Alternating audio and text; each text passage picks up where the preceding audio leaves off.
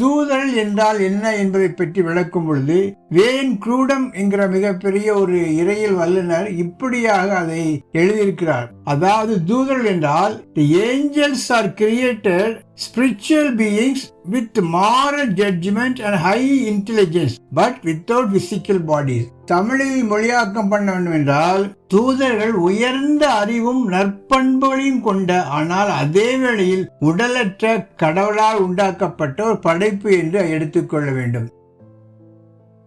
நமது இரட்சகராய இயேசு கிறிஸ்து நாமத்தில் உங்களுக்கு என்னுடைய அன்பின் வாழ்த்துக்கள்.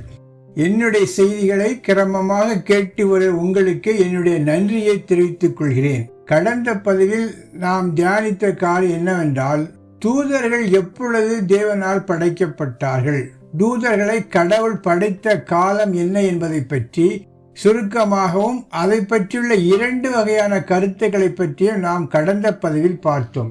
இன்றைக்கு நாம் தியானிக்க போகிற காரியம் என்னவென்றால், த நேச்சர் ஆஃப் ஏஞ்சல்ஸ், தூதர்களுடைய குணாதிசயங்கள் என்றால் என்ன என்கிற தலைப்பில் நாம் கர்த்தருடைய வசனத்தை தியானிக்கலாம். தூதர்கள் என்பவர்கள் நம்முடைய ரட்சிக்கப்பட்ட நாளிலிருந்து அவர்கள் நமக்கு மிகப்பெரிய ஒரு பாதுகாப்பாக மறைமுகமான ஒரு பாதுகாவலர்களாக இருக்கிறார்கள் என்பது நாம் எல்லோரும் அறிந்த காரியம். இந்த தூதர்களை பற்றியுள்ள சில சரியான புரிதல் பல வகைகளில் நமக்கு பயனுள்ளதாக இருக்கும் என்கிற கண்ணோட்டத்தில் இந்த செய்தியை உங்களுக்கு நான் பகிர்ந்து கொள்ள ஆசைப்படுகிறேன். இப்பொழுது சுருக்கமாக தூதருடைய குணங்கள் அல்லது இயல்பு என்றால் என்ன என்பதை பற்றி இந்த பதிவில் பார்க்கலாம். பொதுவாக பார்க்கும்பொழுது தூதர்கள் என்றால் என்ன என்பதை பற்றி விளக்கும் பொழுது வேன் க்ரூடம் என்கிற மிகப்பெரிய ஒரு இறையியல் வல்லுநர் இப்படியாக அதை எழுதியிருக்கிறார். அதாவது தூதர்கள் என்றால் the angels are created spiritual beings with moral judgment and high intelligence but without physical bodies. தமிழில் மொழியாக்கம் பண்ண வேண்டும் என்றால் தூதர்கள் உயர்ந்த அறிவும் நற்பண்புகளையும் கொண்ட ஆனால் அதே வேளையில் உடலற்ற கடவுளால் உண்டாக்கப்பட்ட ஒரு படைப்பு என்று எடுத்துக்கொள்ள வேண்டும். மிக முக்கியமான குறிப்பு என்னவென்றால், அவர்கள் ரொம்ப அறிவாற்றல் மிகுந்தவர்கள், மிகுந்த வல்லமை உள்ளவர்கள், அதே வேளையில் ஆவிக்குரியவர்களாக காணப்படுகிறவர்கள். they are invisible. இதுதான் அவருடைய மேஜர் நேச்சர்ஸ். இதை சற்று விளக்கமாக நாம் இப்பொழுது பார்க்கலாம். முதலாவது நாம் பார்க்கும் பொழுது ஏஞ்சல்ஸுடைய மிக முக்கியமான ஒரு தன்மை என்னென்றால், அவர்கள் spiritual beings. they are spiritual beings. அதாவது அவர்கள் கண்ணுக்கு புலப்படாதவர்கள், அவர்களுக்கு சரீரமற்ற ஆவிகள் இருப்பதாக நாம் அநேக நேரங்களில் பார்க்கலாம். அடுத்ததாக இந்த தேவதூதர்கள் பார்க்க முடியாதவர்களாக காணப்பட்டாலும் சில நேரங்களில் மனித வடிவில் தோன்றுவார்கள். இதற்கு ஆதாரமாக ஆதியாகமம் புத்தகம் 18வது அதிகாரம் 1 முதல் 8 வரை உள்ள வசனங்களை பார்க்கும் பொழுது சில நேரங்களில் அவர்கள் மனித வடிவில் தோன்றுவார்கள் என்பதை அறிந்து கொள்ளலாம். though they are invisible, சில நேரங்கள் அவர்கள் மனித வடிவில் தோன்றுவார்கள் என்கிற காரியத்தையும் நாம் புரிந்து கொள்ள வேண்டும். எபிரேயர் 1:14 ரட்சிப்பை சுதந்திரிக்க போகிறவர்களை நிமித்தமாக ஊழியம் செய்யும்படிக்கு அவர்கள் எல்லாரும் அனுப்பப்படும் பணிவிடை ஆவிகளாய் இருக்கிறார்கள் அல்லவா? இதில் என்ன சொல்லப்பட்டிருக்கிறது என்றால், அவர்கள் நமக்கு எல்லாருக்கும் அனுப்பப்படும் பணிவிடை ஆவிகளாய் இருக்கிறார்கள். ஆவிகள், இதனுடைய அடிப்படையில் அவர்கள் ஆவிகளாக they are spiritual beings என்கிற ஒரு கருத்துக்குள்ளாக நாம் வரலாம். அடுத்தபடியாக பார்க்கும் பொழுது அவர்களுக்கு மரணம் கிடையாது. they are immortal. மனிதனுக்கு கூட மரணம் ஏற்படும், ஆனால் ஆவிகளுக்கு மரணம் என்பது கிடையாது. லூக்கா 20:36 பார்க்கும் பொழுது நாம் ஒரு காரியத்தை கற்றுக்கொள்ளலாம். இதுல ஆண்டவர் சொல்கிற காரியம் என்னவென்றால், ஒரு பெண் 7 கணவனை திருமணம் முடித்த பிறகு பரலோகத்தில் அவள் யாருக்கு மனைவியாக இருப்பாள் என்று அவரிடம் கேட்கப்பட்ட பொழுது ஆண்டவர் சொன்ன பதில் என்றால், பரலோகத்தில் திருமணத்தை பற்றிய காரியமே காணப்பட முடியாது, அவர்கள் தேவதூதர்களைப் போல அழிவில்லாதவர்களாக இருப்பார்கள் என்கிற கண்ணோட்டத்தில் இந்த வசனத்தை நாம் பார்க்கலாம். அப்படி என்றால் தேவதூதர்களுக்கு மரணம் என்பது கிடையாது. அடுத்தபடியாக பார்க்கும் பொழுது அவர்கள் மிகுந்த வல்லமை உள்ளவர்கள், ரொம்ப பவர்ஃபுல். உதாரணத்துக்கு பார்க்க வேண்டும் என்றால் 2 ராஜாக்கள் 19வது அதிகாரம் 35வது வசனம். அன்று ராத்திரியில் சம்பவித்தது என்னவென்றால், கர்த்தருடைய தூதன் புறப்பட்டு அசீரியரின் பாளையத்தில் 185,000 பேரை சங்கரித்தான். அதிகாலமே எழுந்திருக்கும் போது இதோ அவர்கள் எல்லாரும் செத்த பிரேதங்களாய் கிடந்தார்கள். இந்த இடத்தில் பார்ப்போம் என்றால் 1,85,000 அசிரிய படைகளை ஒரு தூதன் சங்கரித்தான் என்று பார்க்கிறோம். அந்த அளவுக்கு தேவதூதன் வல்லமை உள்ளவனாக காணப்பட்டான். அடுத்ததாக நாம் பார்க்கக்கூடிய காரியம் என்னவென்றால், இந்த தேவதூதர்கள் மிகுந்த ஞானமும் அறிவும் பெற்றவள் என்று வேதத்தில் பார்க்கலாம். பல உதாரணங்கள் இருந்தாலும் ஒரு சில வசனங்களை இப்பொழுது அதற்கு ஆதாரமாக பார்க்கலாம். குறிப்பாக மத்தேயு 24வது அதிகாரம் 36வது வசனம். அந்த நாளையும் அந்த நாளிகையையும் என் பிதா ஒருவர் தவிர மற்றொருவனும் அறியான், பரலோகத்தில் உள்ள தூதர்களும் அறியார்கள். இந்த வார்த்தையை சொன்னவர் வேறு யாருமல்ல, ஆண்டவராய் இயேசு கிறிஸ்து. இயேசு கிறிஸ்துடைய வருகை குறித்து அவருடைய சீடர்கள் கேட்கும் போது அந்த நாளை பிதா தவிர வேறு ஒருவனும் அறியான் என்று சொல்லிவிட்டு தேவ தூதர்களும் அறியார்கள் என்கிற ஒரு வார்த்தையை, ஒரு அழுத்தத்தை தேவதூதர்களுக்கு கொடுக்கிறார். அப்படி என்றால் அந்த அளவுக்கு தேவதூதர்கள் எல்லாவற்றையும் அறிந்தவர்களாக இருக்கிறார்கள். ஆனால் வருகையை பற்றிய உள்ள காரியம் மட்டும் தேவதூதர்களுக்கு அறிவிக்கப்படவில்லை. பரலோகத்தில் உள்ள அந்த தேவதூதர்களுக்கும் தெரியாது என்று சொல்லும் போது, இந்த பரலோகத்தில் உள்ள தேவதூதர்கள் நல்ல ஞானமும் அறிவும் பெற்றவர்களாக நாம் பார்க்கலாம். அது மாற்றமல்ல, ஷார்ப்னஸ், ஸ்பிரிச்சுவல் ஷார்ப்னஸ் உள்ளவர்களாக இருந்தால் என்று ஒரு வசனத்தின் மூலமாக நாம் அறிந்து கொள்ளலாம். 1 பேதுரு 1:12. தங்கள் நிமித்தம் அல்ல, நமது நிமித்தமே இவைகளை தெரிவித்தார்கள் என்று அவர்களுக்கு வெளியாக்கப்பட்டது. பரலோகத்திலிருந்து அனுப்பப்பட்ட பரிசுத்த ஆவியினாலே உங்களுக்கு சுவிசேஷத்தை பிரசங்கித்தவர்களை கொண்டு இவைகள் இப்பொழுது உங்களுக்கு அறிவிக்கப்பட்டு வருகிறது. இவைகளை உற்று பார்க்க தேவதூதரும் ஆசையாயிருக்கிறார்கள். இதுல பேதுரு என்ன எழுதியிருக்கிறார் என்றால், பழைய ஏற்பாட்டு தீர்க்கதரிசிகள் நமக்கு சொல்லப்பட்ட நற்செய்தி குறித்து அவர்கள் எந்த காலத்தில் நடக்கும் என்று ஆவலா இருந்தார் என்று சொல்லிவிட்டு அடுத்ததாக இன்னொரு கருத்தை சொல்கிறார். இதை குறித்து தேவ தூதர்களும் பார்க்க வாஞ்சையா இருந்தார்கள் என்கிற கருத்தை சொல்கிறார். அப்படி என்றால் இந்த நற்செய்தியை பற்றியுள்ள புரிதல் அந்த தேவ தூதர்களுக்கும் இருந்ததாக நாம் அறிந்து கொள்ளலாம். அந்த அளவுக்கு தேவ தூதர்கள் ஞானம் பெற்றவர்களாக இருந்தார். அடுத்தது, இந்த தேவதூதர்கள் பரிசுத்தமானவர்கள். படைக்கும் போதே அவர்கள் புனிதராக, ஹோலியாக, களங்கமற்றவர்களாக படைக்கப்பட்டாள் என்பதை நாம் அறிந்து கொள்ளலாம். மார்க் 8:38 பார்க்கும் பொழுது ஆண்டவர் சொல்ற காரியம் என்னென்றால், நான் பரிசுத்த தூதர்களுடன் பிதாவின் மகிமையில் வரும் பொழுது நான் அவர்களை குறித்து வெட்கப்படேன். அதாவது இந்த தலைமுறையை குறித்து, அவருடைய வார்த்தைகளை குறித்து யார் வெட்கப்படுகிறார்களோ அவர்களை குறித்து நானும் வெட்கப்படுவேன் என்று சொல்லும் பொழுது பரிசுத்த தூதருடன் நான் வருவேன் என்று சொல்கிறார். அப்படி என்றால் இந்த தூதர்கள் பரிசுத்தமானவர்கள் என்பதை நாம் அறிந்து கொள்ளலாம். அடுத்ததாக பார்க்கும் பொழுது இவர்கள் வணக்கத்திற்குரியவர்கள் அல்ல, ஆராதனைக்குரியவர்கள் அல்ல.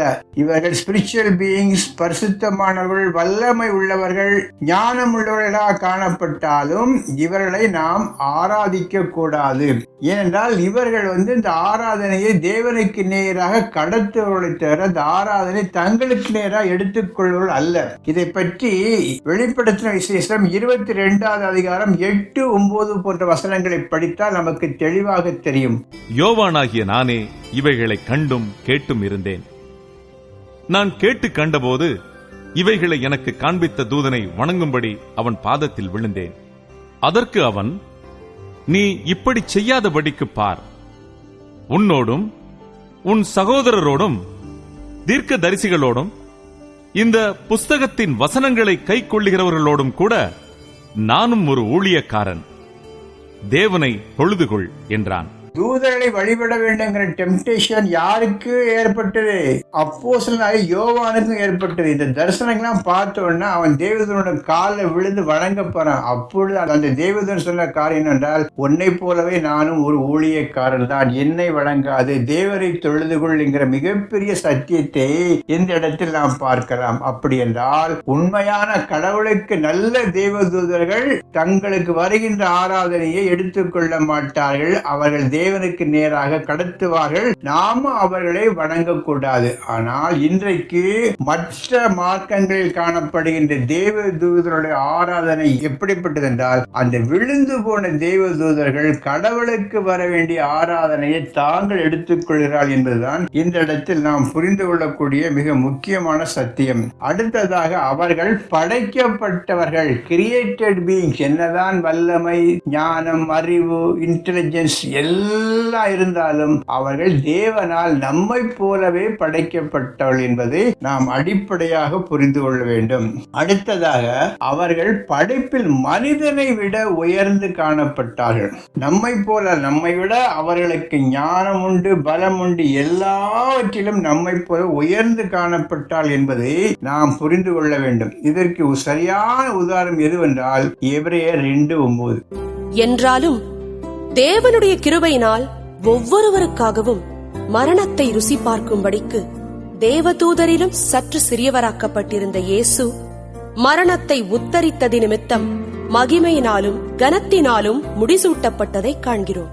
இந்த எபிரேயர் 2:9 என்ன பார்க்கிறோம் என்றால், இயேசு கிறிஸ்து இந்த உலகத்தில் மனிதனாக வந்தபோது அந்த இயேசு கிறிஸ்துவை தேவதூதரை விட சற்றும் குறைந்தவராக வந்தார் என்று அறிந்து கொள்ளலாம். அப்படி என்றால் அந்த தேவாதி தேவன், அந்த உலகத்தை படைத்த அந்த இயேசு கிறிஸ்து இந்த உலகத்தில் வந்தபோது தேவதூதரை விட மகிமை குறைந்தவராக காணப்பட்டார். அப்படி பார்க்கும் பொழுது தேவதூதர்கள் நம்மை விட எல்லா விதத்திலும் உயர்ந்தவராக காணப்படுகிறார்கள். இயேசு கிறிஸ்துவே தேவதூதரை விட சற்று குறைந்தவராக படைக்கப்பட்டார் என்றால் நாம் எம்மாத்திரம்? இதுதான் இந்த இடத்தில் புரிந்து கொள்ளக்கூடிய காரியம். அடுத்ததாக, அவருடைய எண்ணிக்கை ஒரே மாதிரி இருக்கும். ஒரு மிகப்பெரிய வேத பண்டிதர் என்ன சொல்கிறார் என்றால், the angels are created by special act of God. ஒரு சிறப்பான ஒரு கிரியையின் மூலம் இந்த ஏஞ்சல்கள், இந்த தூதர்கள் படைக்கப்பட்டார்கள். அப்படி என்றால் இந்த தூதருடைய எண்ணிக்கை அதே மாதிரி தான் இருக்கும். அதில் எந்த மாற்றமும் கிடையாது, பெருக்கமும் கிடையாது, மரணமும் கிடையாது, ஒன்றும் கிடையாது. அதே ஸ்டாக்னேட்டடா எந்த எண்ணிக்கையில் உருவாக்கப்பட்டாரோ அந்த எண்ணிக்கையில் காணப்படுகின்றார்கள். அடுத்ததாக, இந்த தேவதூதர்கள் நியாய தீர்ப்பிலும் பங்கெடுப்பார் என்று மத்தேயு 13:41 பார்க்கலாம். என்னவென்றால், மனுஷகுமாரன் தம்முடைய தேவதூதர்களை அனுப்புவார், அவர்கள் தங்கள் ராஜ்யத்தில் அக்கிரம செய்தவர்களை எடுத்து அக்கினி சூளையிலே போடுவார்கள் என்கிற ஒரு வார்த்தையை பார்க்கலாம். அப்படி என்றால் இவர்கள் நியாய தீர்ப்பிலும் பங்கெடுப்பார்கள், அவர்களுக்கு நியாய தீர்ப்பில் கடவுளுக்கு உதவி செய்வார்கள் என்கிற காரியத்தை இந்த இடத்தில் நாம் பார்க்கலாம். அடுத்ததாக பார்க்கும் பொழுது, இவர்கள் எப்பொழுதும் தேவனுடைய சந்நிதியில் காணப்படுவார்கள். they are always in the presence of God. மத்தேயு 18:10. இந்த சிறியரில் ஒருவனையும் அற்பமாய் எண்ணாதபடிக்கு எச்சரிக்கையாயிருங்கள். அவர்களுக்குரிய தேவதூதர்கள் பரலோகத்திலே என் பரமபிதாவின் சமூகத்தை எப்போதும் தரிசிக்கிறார்கள் என்று உங்களுக்கு சொல்லுகிறேன். அடுத்ததாக பார்க்கும் பொழுது, இந்த தேவதூதர்களுடைய எண்ணிக்கையை நாம் அளவிட முடியாது. வெளிப்படுத்தல் 5:11 பார்க்கும் பொழுது, இந்த தேவதூதர்கள் 1000 10,000 இருந்ததாக யோவான் சொல்கிறார். அப்படி என்றால் இந்த தேவதூதருடைய எண்ணிக்கைக்கு அளவே கிடையாது. எவ்வளவு தேவதூதர்களை படைத்தார் அப்படிங்கிற ஒரு கணக்கு வேதத்தில் காணப்படவில்லை. அந்த அளவுக்கு they are innumerable in numbers என்று நாம் அறிந்து கொள்ளலாம். அடுத்தபடியா, எல்லா தூதரும் ஒரே மாதிரி இருக்க மாட்டாங்க. ஒவ்வொரு தூதரும் வித்தியாசமாக காணப்படுவார்கள். எப்படி மனிதனுக்கு மனிதன் வித்தியாசமாக காணப்படுகின்றானோ அதே போல் தேவதூதர்களும் வித்தியாசமாக காணப்படுவார்கள். அடுத்ததாக, இவர்கள் மனுக்குலத்தினுடைய ரட்சிப்பை குறித்து சந்தோஷப்படுவார்கள், மகிழ்வார்கள், ஆராய்ந்து பார்ப்பார்கள் என்று 1 பேதுரு 1:12 பார்க்கலாம். அடுத்தபடியாக மிக முக்கியமான குறிப்பு என்னன்னா, இந்த தேவதூதர்களையும் நாம் நியாயம் தீர்ப்போம். விசுவாசிகளுக்கு தேவதூதர்களை நியாயம் தீர்க்கக்கூடிய ஒரு அதிகாரத்தை தேவன் கொடுத்திருக்கிறார். எவ்வளவு ஒரு மகிமையான ஒரு நமக்கு கிடைக்கப்பட்ட சிலாக்கியம் பாருங்கள். 1 கொரிந்தியர் 6:3 பார்க்கும் பொழுது, நாம் தேவதூதர்களையும் நியாயம் செய்வோம் என்று நீங்கள் அறியவில்லையா என்று பவுல் கேட்கிறார். நாம் தேவதூதர்களையும் நியாயம் தீர்க்கக்கூடிய ஒரு கிருபை பெற்ற நாம் உலகத்தினுடைய நியாய தீர்ப்புக்காக கோர்ட்டு வாசலை போய் ஏன் நிற்கணும், உங்களுக்குள்ளே சமாதானம் செய்து கொள்ளுங்கள் என்ற அர்த்தத்தில் நாம் தேவதூதர்களையும் விண்ணகத்தில் நியாயம் தீர்ப்போம் என்கிற காரியத்தை பவுல் சொல்கிறார். அடுத்ததாக, தேவதூதர்கள் எங்கும் நிறைந்தவர்கள் அல்ல, சர்வ வல்லமை உள்ளவர்கள் அல்ல, எல்லா ஞானத்தையும் பெற்றவர்கள் அல்ல, கடவுள் மாதிரி எல்லா இடத்திலும் அங்கிங்கனாதபடி எங்கும் காணக்கூடியவர்கள் அல்ல. ஒரு இடத்துல பரலோகத்துல ஒரு தேவதூதன் தான் இருப்பான். அதுபோல கடவுளை போல் எல்லாவற்றையும் அறிந்தவள் அல்ல. அதே போல கடவுளை போல் எல்லா வல்லமையும் ஆற்றலையும் பெற்றவள் அல்ல. அவள் எங்கும் நிறைந்தவள் அல்ல, சர்வ வல்லமை உடையவள் அல்ல, அவள் சகலத்தையும் அறிந்தவள் அல்ல. அப்படி என்றால் தேவதூதர்களை ஆராதிப்பது தேவனுக்கு விரோதமான ஒரு காரியம். இறுதியாக ஒரு சில கருத்துக்கள். இந்த தேவதூதர் மத்தியில் ஆண் என்றும் பெண் என்றும் ஒரு பாலின பாகுபாடு கிடையாது. மத்தேயு 22:30. அடுத்ததாக இவர்கள் நம்மோடு கூட தேவனை ஆராதிக்க கூடியவர்களாக காணப்படுவாள் என்று எபிரேயர் 12:22 பார்க்கலாம். நமக்கு ஒரு மிகப்பெரிய ஆராதனைக்குரிய மிகப்பெரிய பார்ட்னராக இந்த தேவதூதர்கள் பரலோகத்தில் காணப்படுவாள் என்கிற செய்தி மிகவும் மகிழ்ச்சிக்குரிய செய்தி. இன்றைக்கு நாம் மனிதர்களோடு ஆராதித்துக் கொண்டிருக்கிறோம். விண்ணகத்தில் நாம் தேவதூதரோடு சேர்ந்து கடவுளை ஆராதிப்போம். இப்படியாக கூட இந்த பதில் தேவதூதர்களை பற்றி ஏறக்குறைய 21 குறிப்புகளை பார்த்தோம். இந்த குறிப்புகள் உங்களுக்கு பயனுள்ள என்று கருதினால், இந்த செய்திகள் உங்களுக்கு பிடித்திருக்கும் என்றால் மற்றொரு பகிர்ந்து கொள்ளுங்கள். இதுவரைக்கும் என்னுடைய சேனல் சப்ஸ்கிரைப் பண்ணாமல் இருந்தால் தயவு செய்து சப்ஸ்கிரைப் பண்ணி பெல் பட்டனை அழுத்தும்படியாக கேட்டுக்கொள்கிறேன். கர்த்தர் தாமே உங்களை ஆசீர்வதிப்பாராக. ஆமென்.